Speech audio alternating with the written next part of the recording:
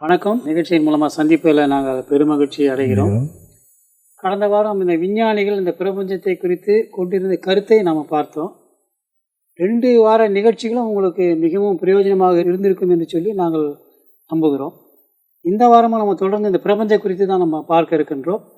அந்த பிரபஞ்சத்தை குறித்தான சில கேள்விகளை ஐயா அவர்கள் முன்வைப்பாங்க, நான் அதுக்கு பதில் சொல்லுவேன். இப்போ நீங்கள் உங்களுடைய கேள்வியை ஆரம்பிக்கலாம். ஓகே. மறுபடியும் ஒரு புதிய பிரபஞ்சம் தோன்றும் என்று சொல்லி நாசா நிறுவனம் சமீபத்தில் ஒரு செய்தி வெளியிட்டது. இது குறித்து தானே உங்கள் பதில் என்ன, அல்லது உங்களுடைய ஆலோசனை சொல்ல முடியுங்களா? நான் விஞ்ஞானத்தின் அடிப்படையிலேயே உங்களுக்கு பதில் சொல்ல ஆரம்பிக்கிறேன். அதாவது நீங்கள் ஒரு படக்காட்சி பார்க்குறீங்க. இதில் பார்த்தீங்கன்னாக்கா இங்கே காண்பிக்கின்ற அந்த பிரபஞ்சம் மில்கிவே பிரபஞ்சம் என்று உங்களுக்கு கோடிட்டு காண்பித்திருக்கிறோம். அதுக்கு அருகாமையில் பார்க்கின்றது அண்ட்ரோமெடா என்கின்ற ஒரு கிரகம். அது தமிழில் பச்சோந்தி என்று சொல்வார்கள், அல்லது வைரமாலை என்று சொல்லுவார்கள். ஸோ இந்த பிரபஞ்சத்தில் இங்கே பக்கத்தில் நான் போட்டு காமிச்சிருக்கிற மாதிரி இது நாசா நிறுவனம் வெளியிட்ட ஒரு படம். இதில் என்ன ஆகுதுனாக்கா, புதிதாக ஒரு பிரபஞ்சம் தோன்றி கொண்டு இருக்கிறது என்று சொல்லி நாசா நிறுவனம் ஒரு செய்தியை வெளியிட்டிருக்கிறார்கள். இது அவர்கள் சொன்ன கருத்து. அதை குறித்து தான் நம்ம இப்போ பார்க்க இருக்கின்றோம். தொடர்ந்து நீங்கள் உங்கள் கேள்வி ஆரம்பிக்கலாம். இப்புது பிரபஞ்சம் குறித்து மறைந்த ஜனாதிபதி மதிப்புக்குரிய டாக்டர் அப்துல் கலாம் அவர்கள் கூட தமிழ்நாட்டுக்கு வந்திருந்தார். அப்போ கூட அவர் ஒரு கருத்தை வெளியிட்டார். அதை குறித்து நீங்கள் என்ன சொல்கிறீங்க? அதாவது நான் சொல்கிறதை காட்டிலும் நம்ம திரையில் போட்டிருக்கேன் பாருங்கள். அமெரிக்காவில் இருக்கிற நாசா நிறுவனம் அந்த செய்தியை ஆங்கிலத்தில் வெளியிட அதை தமிழில் மொழிபெயர்த்து போட்டிருந்தார்கள். தினத்தந்தியில் வந்த செய்தி. அந்த கட்டிங்கை நாங்கள் போட்டிருக்கிறேன், அதை நான் படிக்கிறேன். இதுலேருந்து நீங்கள் இந்த புது பிரபஞ்சம் குறித்து விஞ்ஞானிகள் என்ன கருத்தை கொண்டிருக்கார்கள் என்பதை அறிந்து கொள்ளலாம். அதாவது நமது சூரியனின் சக்தி குறைந்து வருகிறது. எனவே நாம் இன்னும் 100 ஆண்டுகளில் புதிய கிரகங்களை தேட வேண்டி இருக்கும் என்று சமீபத்தில் சென்னை வந்த ஜனாதிபதி அப்துல் கலாம் கூறினார். அவரது கூற்றுப்படி நமது வருங்கால சந்ததிகளுக்காக வானவெளியில் புதிய வீடு தயாராகி கொண்டு இருக்கிறது. பூமியிலிருந்து 500 ஒளியாண்டு தூரத்தில் உள்ள பச்சோந்தி நட்சத்திர கூட்டத்தில் சூரிய குடும்பம் போன்ற ஒரு அமைப்பு உருவாகி வருவதை வானவெளி விஞ்ஞானிகள் கண்டுபிடித்துள்ளனர். நமது சூரியனில் 100ல் 1 பங்கு அளவில் ஒரு சூரியன் உருவாகி இருக்கிறது. அதை சுற்றிலும் சிறிய தகடு போன்றவை காணப்படுகின்றன. இன்னும் சில ஆண்டுகளில் அந்த தகடு போன்றவை கிரகங்களாக உருமாறும். அவை நமது பூமி, செவ்வாய், வெள்ளி, சனி போன்ற கிரகங்களாக விரைவில் மாறும். அப்போது நமது சூரிய குடும்பம் போன்ற ஒன்று தயாராகிவிடும். அதற்குள் நமது சூரியனின் சக்தி முற்றிலும் குறைந்துவிடும். அப்போது நமது வருங்கால சந்ததிகள் இப்போதுள்ள சூரிய குடும்பத்தை விட்டுவிட்டு புதிய சூரிய குடும்பத்தில் குடியேறி விடுவார்கள்.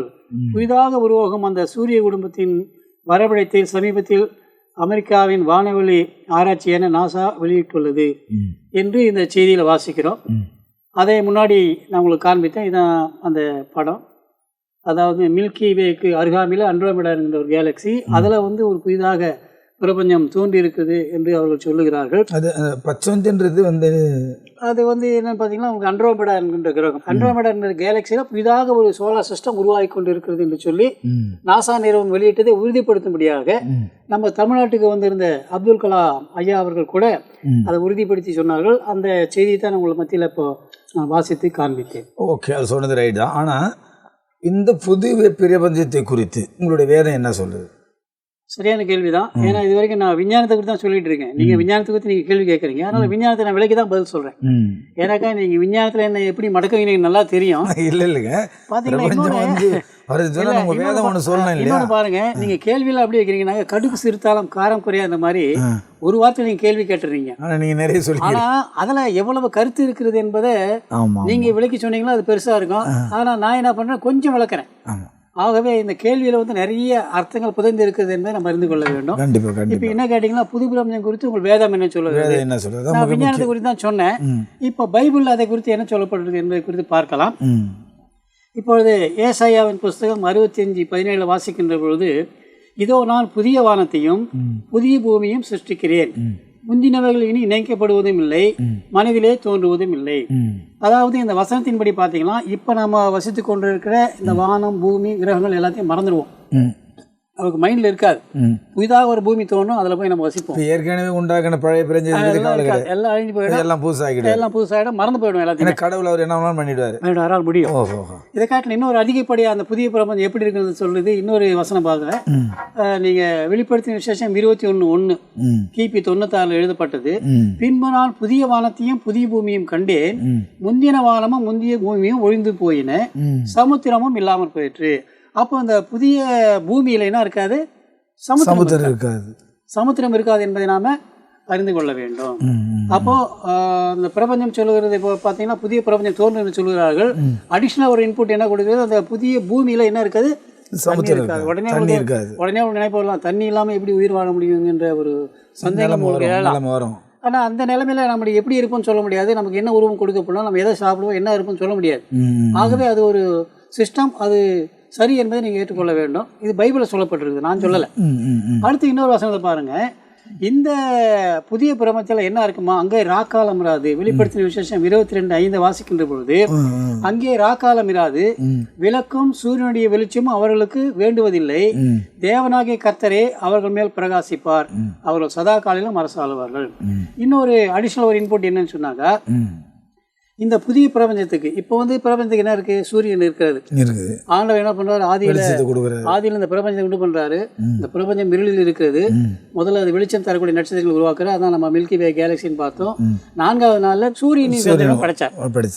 பூமி இருக்கிறது, ஏற்கனவே பூமி படைச்சிட்டாரு, சூரியனையும் சந்திரனை படைச்சான்னு சொல்லி நம்ம வேதத்துல வாசிக்கிறோம். பூமிக்கு வெளிச்சத்தை கொடுப்பது சூரியன் தான். இப்போ இந்த புதிய பிரபஞ்சத்துல பாத்தீங்கன்னாக்கா சூரியன் சந்திரனும் எதுவுமே இருக்காது. கடவுளே வெளிச்சமா இருப்பார். இது எப்படி முடியும்? நீங்க கேளுங்க. எப்படி வேணாலும் நேரத்துக்கு முடியும், ஆண்டவரால முடியும். ஆண்டவர் எப்படி இருக்காரு? ஒளியாய். ஆண்டவரே அந்த கான்செப்ட் வரீங்க. அந்த கான்செப்ட்ல பாத்தீங்கன்னா ஆண்டவரே ஒளியா இருக்காரு, அதனால அவர் தான் வெளிச்சமா இருப்பாரு. அப்ப சூரியன் சந்திரன் இருக்கணும் அவசியம் கிடையாது. இந்த பூமியின் மேல அவர் இருள இந்த மாதிரி இருக்குது. இன்னொரு காரியத்தை சொல்றேன் பாருங்க. பூமிக்கு சூரியன் சந்திரன் இல்லைனாக்கா அங்க ஏதாவது விளையுமா? விளையுமா? பூமி சுழலும், பூமியில சூரியன் சந்திரன் உதிக்கணும், அப்பதான் பயிர்கள்லாம் இருக்கும். ஆனா இந்த புதிய பூமியில அப்படிப்பட்டதான சூழ்நிலை இருக்காது. இருந்தாலும் கடவுள் என்ன பண்ற, ஒரு புதுசா கிரியேட் பண்ணுவாரு. அதுக்கு ஒரு காரணங்கள் இருக்கிறது. அதை குறித்து நம்ம ரொம்ப டீப்பா போக சப்ஜெக்ட் நமக்கு மாறிடும். சயின்ஸை குறித்து நான் பார்த்துட்டோம். ஆகவே இது புதிய பிரபஞ்சம் எப்படி உருவாகும் என்று சொல்லி வேதம் சொல்லுவதை நீங்க பாக்குறீங்க. 2700 ஆண்டுகளுக்கு முன்பதாகவே அந்த ஏசாயா தீர்க்கதரிசனத்தை பற்றி சொல்லப்பட்டது. அடுத்து கிபி 96 வெளிப்படுத்தின விஷயம் சொல்லப்பட்ட காரியங்களை தான் இன்னைக்கு நீங்க சொல்றீங்க. இன்னும் பெரிய கேள்விலாம் இருக்குதுங்க. அப்புறம் அதுக்கு என்ன பதில் வருதுன்னு பார்க்கலாம். அதுக்கும் பதில் சொல்ல நீங்க அப்போது நீங்க புரிந்து கொள்ளுங்க. சொல்லுங்க. அடுத்த கேள்வி தான் ரொம்ப டாப்பான கேள்விங்க. நீங்க ரொம்ப கவனமா தான் பேசணும். இடையில நான் குறிப்பிடுறதுனா நீங்க ஒண்ணு தவறா நினைக்கிறேன். ஏன்னா நான் தெரிந்து கொள்வது மாத்திரம் பெரிதில்லை, இந்த உலக மக்கள் எல்லாரும் அதை சரியா புரிஞ்சுக்கின்ற நோக்கத்தில் தான் கேட்கிறேன். ஓகே, சரி, நீங்க தொடர்ந்து உங்க கேள்வி ஆரம்பிக்கலாம். ஒன்றும் இல்லை, பின்னாடி என்னுடைய நோக்கம் இல்லை, என்னுடைய எண்ணம் இல்லை, உலகமே அதை தான் சொல்லுது. குரங்கிலிருந்து தான் மனிதன் தோன்றினான் என்று பரிமாண வளர்ச்சி கூறுகுது. அதை டார்வின் கொள்கைன்னு கூட சொல்லுவாங்க. இது குறித்து உங்கள் வேதம் என்ன சொல்லுது? மனிதன் குரங்குல தான் வந்தான்றது டார்வினுடைய கொள்கை. கேட்டீங்க, இது வெரி டிபேட்டபிள் கொஸ்டின் தான்.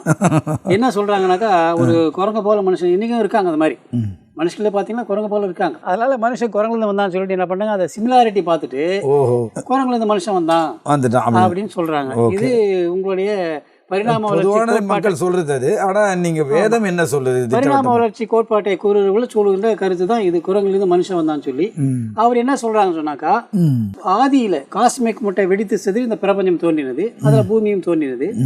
பூமியில முதல்ல ஒரு செல் ஜீவராசி தோன்றினதான் முட்டையிலிருந்து. ஆமா, முட்டையிலிருந்து பூமி வந்துகிறது.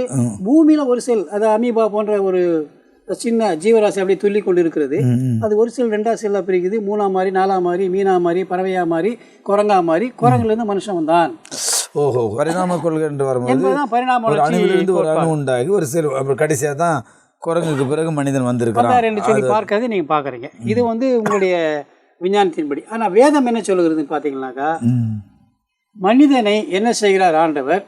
மண்ணை எடுத்து அதுல பொம்மையை செய்து, ஏற்கனவே நான் சொன்னதை போல அவருடைய ஜீவனை ஊதுகிறார். மனுஷன் ஜீவாத்மானுவான் என்று சொல்லி வேதம் சொன்னீங்க. சரி, இப்போ மனுஷன் மண்ணிலிருந்து உருவானதற்கு என்ன சாட்சி இருக்குது அப்படின்னு நீங்க கேட்கலாம். அதையும் நானே பதில் சொல்லிடுறேன். இப்போ இந்த படத்தை பாக்குறீங்க, இதில் பார்த்தீங்கன்னாக்கா பைபிள் எவிடன்ஸ் என்னன்னு பார்த்தீங்கன்னாக்கா, மனிதனுடைய உடம்புல இருக்கிற அத்தனை கனிமங்களும் இந்த பூமியில இருக்கிறது. அது 2-3 வாசிக்கிறேன் பாருங்கள். முதல்ல oxygen, carbon, hydrogen, nitrogen, calcium, phosphorus, potassium, sulphur, sodium, chlorine, எல்லா கனிமங்களும் எங்கே இருக்குது? மனித உடம்புல இருக்குது. அந்த மனித உடம்புல இருக்கிறது எங்கே இருக்குது? மண்ணில் இருக்குது.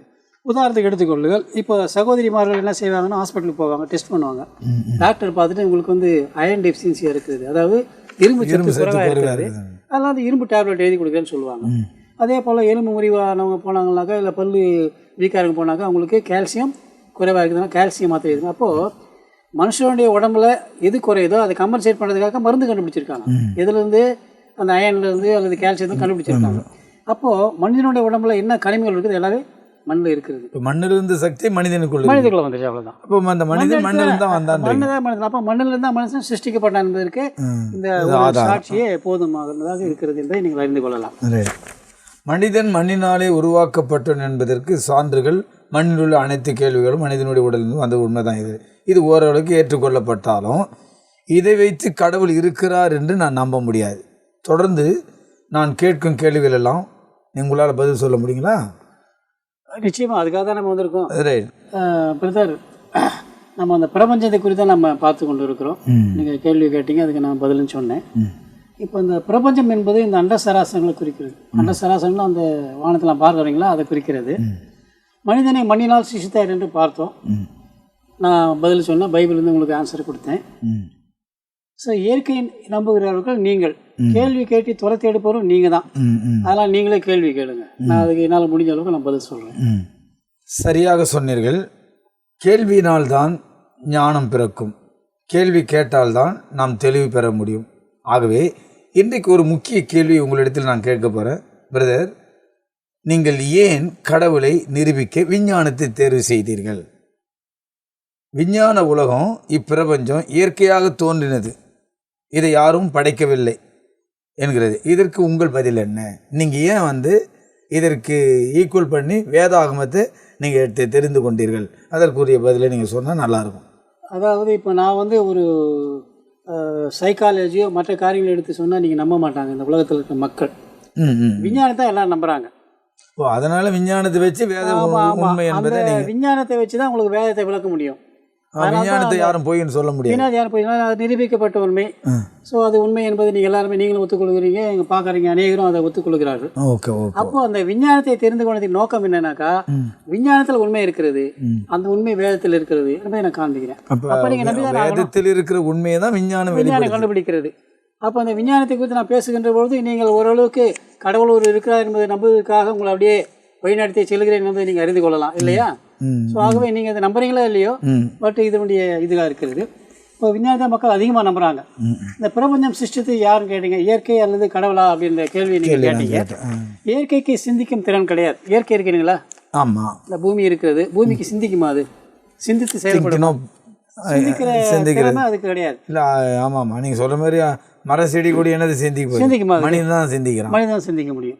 ஆகவே இயற்கை தானாக தோன்ற வாய்ப்பில்லை. பிரபஞ்சத்தை வடிவமைக்க ஒரு வடிவமைப்பாளர் தேவை, அவர் தான் சிருஷ்டிகர்த்தா. ஓகே. இந்த பிரபஞ்சம் பார்க்குறீங்களா? ஆமாம். அதெல்லாம் தானா தோன்றி தானா சொல்கிறீங்க. அது தானா தோன்றது என்பதற்கு எந்த விதமான ஆதாரங்களும் இல்லை. நீங்கள் என்ன சொல்கிறீங்க, காஸ்மேட் மட்டும் வெடித்து சரிது அப்படியே தானா வந்துன்னு சொல்கிறீங்க. ஆனால் நான் உங்களுக்கு ஏற்கனவே பைபிள் பிரகாரம் சொன்னேன், எல்லாமே கடவுள் தான் உருவாக்கலாம், எதுவுமே தானாக தோன்றலேன்னு சொன்னேன். ஆகவே இந்த பிரபஞ்சம் தானாக தோன்றவில்லை. நாம் இருக்கின்ற அந்த இதெல்லாம் பார்க்கின்ற பொழுது ஒரு பெரிய டிசைனர், ஆங்கில டிசைனர் சொல்லுவாங்க, வடிவமைப்பாளர் இருந்திருக்க வேண்டும். அவர் தான் கடவுள் என்று சொல்லி நான் சொல்லுகிறேன். இப்போ நீங்கள் கேள்வியை கேட்கலாம். அறிவியலை குறித்து சில கேள்விகள் உங்களை நான் கேட்க போகிறேன். அறிவியல் இப்படிலாம் சொல்லுது, நாம் காணும் இந்த பிரபஞ்சம் 15 கோடி ஆண்டுகளுக்கு முன்பாக தோன்றினது. அதன் பிறகு 7.5 கோடி ஆண்டுகள் கழித்து வெளிச்சம் தரும் நட்சத்திரங்கள், சூரியன் எல்லாம் தோன்றியது. அதன் பிறகு 4.5 வருஷம் கழித்து டைரெக்டாக சூரிய குடும்பம் உண்டானது. அதில் பல கேலக்சிகள் உண்டானது. அதற்கு இயற்கை சட்டங்களும் கீழ்ப்படுகிறது. அது கரும்பொருளால் நிறைந்திருக்கிறது. அந்த கரும்பொருளில் ஒரு கரும்பு ஓட்டை உள்ளது. இப்படி பல சவால்கள் நிறைந்த இந்த கண்டுபிடிப்புகளை குறித்து உங்கள் வேதம் என்ன சொல்கிறது? அதற்கு சரியான பதிலை உங்களால் கூற முடியுமா? சொல்ல முடியும். அதாவது நான் உங்களை சயின்ஸ்லேருந்தே நான் ஆரம்பிக்கிறேன். விஞ்ஞானிகள் என்ன சொல்கிறாங்கனாக்கா 15 கோடி ஆண்டுகளுக்கு முன்பதாக இந்த பிரபஞ்சம் தோன்றினது.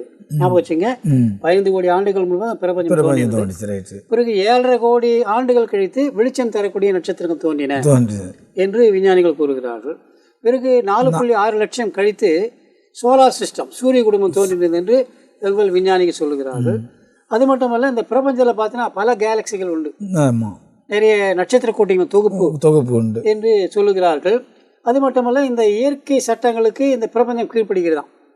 சொன்னது எல்லாமே இயற்கை சட்டம் என்ன பின்னாடி நம்ம பார்க்க இருக்கின்றோம். இந்த இயற்கை சட்டங்களுக்கு எல்லாம் கீழ்ப்படுகிறது என்று சொல்கிறார்கள்.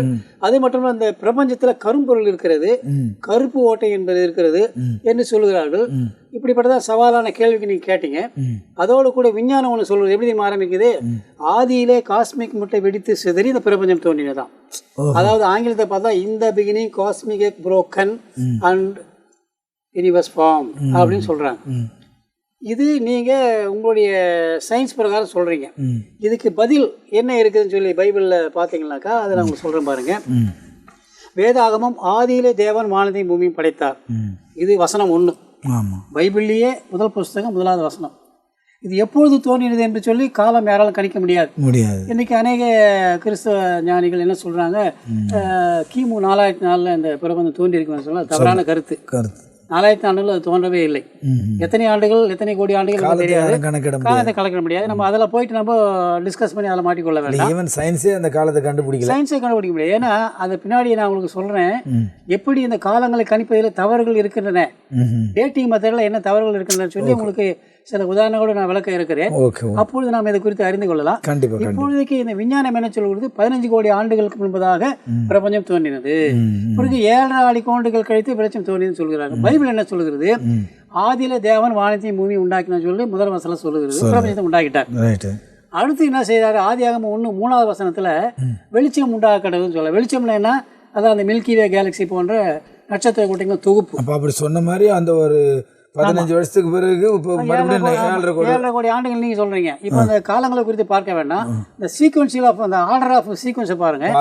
முதல்ல பிரபஞ்சம் தோன்றுகிறது, 2வது பார்த்தீங்கன்னாக்கா வெளிச்சம் தரக்கூடிய நட்சத்திரங்கள் தோன்றுகின்றன. எங்க பைபிள் தான் சொல்லுது, 3வது வசனத்துல பைபிள் இருக்குது. அடுத்து 4வது நாளில சூரிய மண்டலம் படைக்கிறார். இது நீங்க என்ன சொல்றீங்க, ஆர்டர் பிரகாரம் 4 லட்சம் கழித்து வருதுன்னு சொல்றீங்க. அப்போ அந்த ஆர்டர் பார்த்தீங்கன்னாக்கா பைபிள் என்ன ஆர்டர்ல சொல்லப்பட்டிருக்கோ அந்த ஆர்டர் நிரூபிக்கும் வண்ணமாக தான் உங்களுடைய சயின்ஸ் சொல்லுது. அதே போல் இந்த பிரபஞ்சத்தில் பார்த்தீங்கன்னாக்கா நிறைய கேலக்சிகள் இருக்கின்றன, நட்சத்திர கூட்டங்கள் தொகுப்பு இருக்கிறது, கரும்பொருள் இருக்கிறது, கருப்பு ஓட்டை இருக்கிறது. ஸோ இப்படியெல்லாம் பல கருத்துக்களை சொல்லுறது பைபிளும் அது சொல்லுது. அதை நம்ம டிஸ்கஸ் பண்ண நம்ம புரிந்து கொள்ளலாம். அது மட்டுமல்ல, பைபிள் எப்படி ஆரம்பிக்க, நீங்கள் சயின்ஸ் என்ன சொன்னீங்க, இந்த பிகினிங் காஸ்மிக் புரோக்கன் அப்படி ஆரம்பிக்குன்னு சொன்னீங்க. பைபிள் என்ன, இந்த beginning God created the universe. ரெண்டும் ஒன்றா இருக்கா இல்லையா? 3500 ஆண்டுகளுக்கு முன்பதாக பைபிளில் சொல்லப்பட்ட கருத்தை இக்காலத்தில் 100 ஆண்டுக்குள்ள தான் என்ன பண்ணுறீங்க, சயின்டிஸ்ட் கண்டுபிடிச்சி இந்த பிரபஞ்சம் ஆதியிலே காஸ்மிக் முட்டை வெடித்து சிதறின்னு சொல்லி இந்த பிகினிங் நீங்களும் ஆரம்பிக்கிறீங்க, நாங்களும் இந்த பிகினிங் என்று சொல்லுகிறோம். அப்போ நீங்கள் கேட்ட கேள்வியை நான் வேதத்தோடு ஒத்து ஆரம்பிச்சிட்டேன். இது ஓரளவுக்கு உண்மையாக நீங்கள் புரிஞ்சுக்கிறீங்களா? ரைட் தான், இப்போ நீங்கள் சொல்ல மாதிரி அதுக்கு கரெக்ட் தான். ரைட். இப்போ இன்னொரு கேள்வி பாருங்க, நாம் காணும் இந்த இப்பிரபஞ்சம் ஆரம்பத்தில் காஸ்மிக் முட்டையின் மூலமாக தான் வெடிச்சு தான் அது வந்ததாக சொல்கிறோம். ஆனால் விஞ்ஞானிகள் இப்போ என்ன சொல்கிறாங்கன்னா அது பிக் பேங் ஏற்பட்டு தான் இந்த பிரபஞ்சம் உண்டானு சொல்கிறோம். அதை குறித்து நீங்கள் என்ன, உங்களுடைய கருத்து என்ன, அல்லது உங்களுடைய வேதம் என்ன சொல்கிறது? ஏற்கனவே நம்ம பல முறை பார்த்துருக்குறோம். அதாவது பிக் பேங் எப்படி ஏற்பட்டது அப்படின்னு சொன்னீங்கன்னாக்கா, ஆரம்பத்திலே காஸ்மிக் முட்டையாக, காஸ்மிக் முட்டைனா கண்ணுக்கு தெரியாது, ரொம்ப சின்னதாக இருக்கும். அதில் பொட்டன்ஷியல் என்னன்னு சொல்லுவாங்க. அது என்ன ஆகுதுன்னா தன் அகத்தை எல்லா சக்தியும் அடக்கி வைத்து கொண்டு இருந்தான். ஒரு காலகட்டத்தில் அது வெடித்து சிதறி இந்த மகா பிரபஞ்சம் தோன்றினே என்று விஞ்ஞான உலகம் சொல்லுது. அப்படி இதுக்கு பேர் என்ன வச்சிருக்காங்கன்னா பிக் பேங். பிக் பேங்னாக்கா ஒரு பெரிய வெடிப்பு, பெரிய சத்தம் விளைச்சுன்னு சொல்கிறாங்க. இது சொன்னவர் யாருன்னு பார்த்தீங்கன்னாக்கா கிபி 1927 லாமெட்ரி என்கின்றவர், பெல்ஜியத்தை சேர்ந்த வானவியல் ஆராய்ச்சியாளர். அவர் இது கிபி 1927 இதை சொல்றாரு. அவருக்கு பிறகு வந்த கார்னவ் என்கின்றவர் இதை உறுதி செய்கிறார். பிக் பேங் ஏற்பட்டு இந்த பிரபஞ்சம் தோன்றியது. அதுக்கப்புறம் வந்த விஞ்ஞானிகள் எல்லாம் இந்த பிக் பேங் தத்துவம் தான் எல்லாம் ஃபாலோ பண்றாங்க. இன்னைக்கு உலகத்துல எல்லாரும் ஃபாலோ பண்ற ஒரு தத்துவம் எதுன்னு சொன்னா பிக் பேங் தத்துவம் தான். பிக் பேங் தான் நம்புகிறார்கள். பைபிளை ஏற்கனவே உங்களுக்கு கோடிட்டு காண்பித்தேன். பிக் பேங் எப்படி ஆண்டவருடைய வார்த்தையினால நீ காஸ்மிக் மட்டும் வெடித்து சிதறதுன்னு சொல்றீங்க. நான் என்ன சொன்னேன், ஆண்டவருடைய வார்த்தை அண்ட சராசரங்கள் உண்டாக கடவுதுன்னு சொன்னோடனே இந்த அண்ட சராசரம் தோன்றியது என்று உங்களுக்கு நான் விளக்கி சொன்னேன். அதுதான் சொல்கிறாங்க. ஆனால் 1982 அப்போ எல்லாருமே நம்ம பிறந்திருப்போம், எல்லாருமே இல்லைங்கன்னா நிறைய பீரியடில் பிறந்திருப்பாங்க. அந்த பீரியடில் லெர்னர் என்கின்றவர் என்ன செய்யணும், அது டிஸ்ப்ரூவ் பண்ணிட்டார், இந்த தத்துவம் சரியில்லைன்னு சொன்னார். அது பின்னாடி ஏன் அது டிஸ்ப்ரூவ் பண்ணா என்பதற்கான விளக்கத்தை தெளிவாக பார்க்கலாம். சுருக்கமாக நான் சொல்லிடுறேன். அது விஞ்ஞானத்தோடு ஒத்து போகவில்லையா. எப்படின்னு சொன்னீங்கன்னாக்கா, பிக் பேங் தத்துவத்தின்படி பிக் பேங் ஏற்பட்ட பொருள் அனைத்தும் இந்த பிரபஞ்சத்தில் யூனிஃபார்மாக பரவி இருக்குதுன்னு சொன்னார்கள். ஆனால் இன்றைக்கு இந்த வானங்களை ஆராய்ச்சி செய்தவர்கள் பல கோடி மைல்களுக்கு அப்பால், அதாவது லைட் இயர் என்று சொல்லுவார்கள், பல கோடி லைட் இயர்களுக்கு அப்பால், 300 லைட் இயருக்கு அப்பால் பார்த்தீங்கன்னா பெரிய பெரிய பிரபஞ்சங்கள் தோன்றி இருக்கிறதா. அப்போ யூனிஃபார்மாக பரவி இருக்குன்னு சொன்னாக்கா ஏறக்குறைய 300 லைட் இயருக்கு கேப் வர வேண்டிய அவசியம் இல்லை. அங்கேயும் ஏதாவது இருந்திருக்கணும், வெற்றிடம் இருக்கிறது, அதை தாண்டி தான் பிரபஞ்சம் இருக்கிறது. ஆகவே இது தவறு என்று சொல்லி அவர் நிரூபித்து இருக்கிறார். அவைகளை குறித்து நம்ம நேரம் இருக்குன்னு டிஸ்கஸ் பண்ணலாம். இப்போ நீங்கள் மறுபடியும் இன்னொரு கேள்வி. ரைட், அது சரி. மீண்டும் மீண்டும் நீங்கள் விஞ்ஞானிகள் கூறுவதையே விலக்கி சொல்கிறீங்க. ஆனால் உங்கள் வேதம் என்ன சொல்லுது?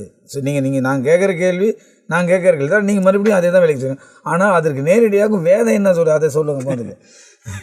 அதை கேள்வி கேட்டேன் மடக்கிறேன் பிரதர். அதாவது என்னன்னாக்கா, ஏன் நான் மறுபடியும் விஞ்ஞானத்துக்குள்ள போகிறேன்னாக்கா, நீங்கள் சொல்கிற காரியங்களை மறுபடியும் மக்களுக்கு திரும்ப சொன்னாக்கா அவங்களுக்கு மைண்டில் அது பதியும். அதான் அந்த சயின்ஸை நான் டச் பண்ணிட்டு மறுபடியும் வரேன். வேதம் என்ன சொல்கிறது என்பதை குறித்து நான் உங்களுக்கு சொல்கிறேன், நீங்கள் பார்த்து புரிஞ்சுக்கங்க. அது யோவான் 1 - 3 வசனம் வரைக்கும் வாசிக்கின்ற பொழுது, ஆதியில வார்த்தை இருந்தது, அந்த வார்த்தை தேவனிடத்தில் இருந்தது, அந்த வார்த்தை தேவனாய் இருந்தது, அவர் ஆதியிலே தேவனோடு இருந்தார், சகலமும் அவர் மூலமா உண்டாயிற்று, உண்டானது ஒன்றும் அவரால் இல்லாமல் உண்டாகவில்லை. அப்போது யார் மூலமா உண்டாகிறது? வார்த்தையின் மூலமா. அந்த வார்த்தை யாரு? ஆண்டவராகிய இயேசு கிறிஸ்து. அந்த வார்த்தை தான் யோவான் 1:14 வாசிக்கின்ற பொழுது மாம்சமாகி 2000 ஆண்டுகளுக்கு முன்பாக நம்மளை வாழ்ந்தார் என்று சொல்லி பார்க்கிறோம். அப்போ அந்த கடவுள் தான் இந்த வார்த்தையின் மூலமா உண்டாகிறது. வார்த்தை என்பது யாரை குறிக்குன்னா இயேசு கிறிஸ்துவை குறிக்கும். உண்டானதெல்லாம் அவரால் தான் உண்டாச்சு. அவரால் தான் உண்டாச்சு, அது தானா வரல. ஆனா வரல. நீங்க சொல்ற மாதிரி பிக் பேங் ஏற்பட்டு வந்து சொல்றீங்களா? பிக் பேங் கிடையாது. இந்த காஸ்மிக் முட்டை என்றது என்னன்னாக்கா கடவுள், தான் கடவுள் என்பதை நீங்கள் அறிந்து கொள்ள வேண்டும். Okay okay. இப்போ மறுபடியும் நீங்கள் கேள்வி ஆரம்பிக்கலாம். பிரபஞ்சம் என்று சொல்கிறீர்கள். அந்த பிரபஞ்சம் தான் என்னன்னு எனக்கு தெரியல. யூனிவர்ஸ் அப்படின்னு சொல்கிறேன். கிபி 1610 முதலில் மில்கிவே பிரபஞ்சத்தை கண்டுபிடித்தார்கள் விஞ்ஞானிகள். இந்த மில்கிவே பிரபஞ்சத்தை குறித்து உங்கள் வேதம் என்ன சொல்லுது? அதாவது பிரபஞ்சம் சொல்லணும். பிரபஞ்சம்னா என்ன அப்படின்னு நீங்கள் விளக்கம் கேட்குறீங்க. அதான் இப்போ வானத்தில் போய் பார்த்தீங்கன்னாக்கா கோடான கோடி நட்சத்திர கோடுகள் பார்க்குறோம் இல்லைங்களா? ஆமாம், அது எல்லாமே சேர்ந்து தான் பிரபஞ்சம். இதில் 1610 ஒரு பிரபஞ்சத்தை கண்டுபிடிச்சார். அதுதான் மில்கிவே பிரபஞ்சம். அந்த பிரபஞ்சம் என்னன்னாக்கா மில்கிவே பிரபஞ்சம். அது எப்படின்னு பார்த்தீங்கன்னாக்கா, கலீலியோ கிபி 1610 ஒரு டெலஸ்கோப்பை கண்டுபிடிக்கிறார். முதல் முறையாக டெலஸ்கோப் கண்டுபிடிச்சது அவர் தான். அந்த டெலஸ்கோப்பை கண்டுபிடிச்சு வானங்களில் நோக்கி பார்க்கின்ற பொழுது கூட்டமாக ஒரு நட்சத்திரம், நம்ம இரவுல பார்த்தீங்கன்னா ஒரு நட்சத்திரமா தெரியும். அது ஒரு நட்சத்திரம் கிடையாது, கோடிக்கணக்கான நட்சத்திரங்களின் கூட்டம் தொகுப்பு. ரொம்ப தூரத்தில் இருக்கிறதுனால நமக்கு ஒரு சிறு புள்ளியை போல தெரிகிறது. அதுக்கு முக்கிய காரணம் என்னன்னாக்கா, இப்போ இரவு நேரத்தில் நீங்கள் இருக்கிறீங்க, ரோட்டில் இருக்கீங்க, தூரத்தில் ஒரு லாரி வருதுனாக்கா அந்த லாரி லைட்டு ஒரு லைட் மாதிரி தெரியும். தூரத்தில் பார்த்தா ஒரு லைட் மாதிரி தெரியும். கிட்ட வர தான் அது 2 லைட் இருக்குது நமக்கு தெரியும்.